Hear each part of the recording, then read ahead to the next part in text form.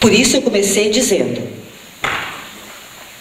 o talento para a mimese, o talento para a dramatização, ou melhor, a vocação para a dramatização, a vocação para o canto, a vocação para a dança, a vocação para o rito, como meio de produção de conhecimento e de inscrição de conhecimento, ela não é privilégio do Ocidente.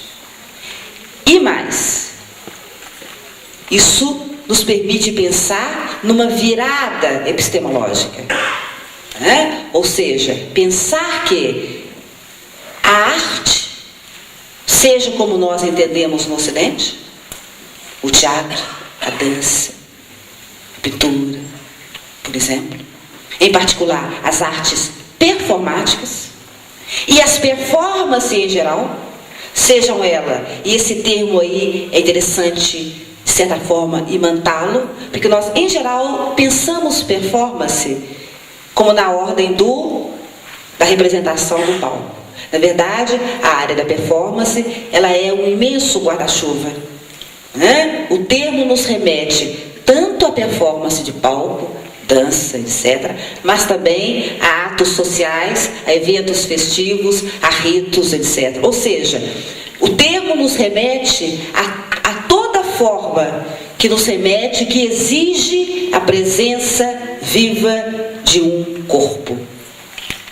De um corpo em ação, de um corpo em movimento, de um corpo em processo de ser, em processo de acontecer, em processo de produção de conhecimento.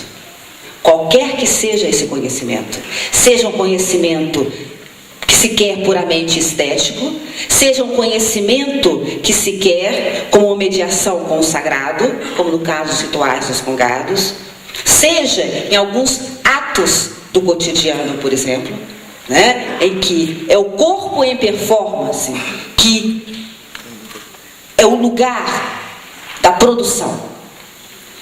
Muito bem. Uma das coisas, então, que eu tenho trabalhado, e que eu gostaria, talvez, de dividir um pouco com vocês, é que, para além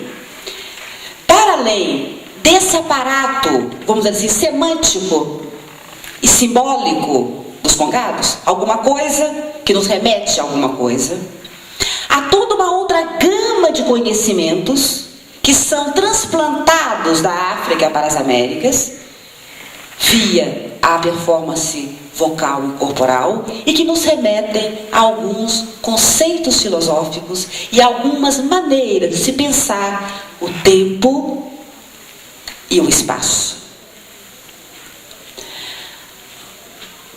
Uma maneira de se conceber o tempo e o espaço em relação a algo que para nós, no âmbito dos congados, é talvez uma das maiores heranças em termos de cosmovisão, de concepção do mundo trazidas de África, que é a noção de ancestralidade.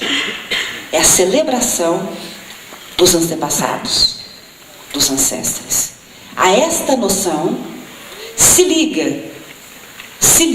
vincula uma concepção de tempo, matizada também por uma concepção de espaço.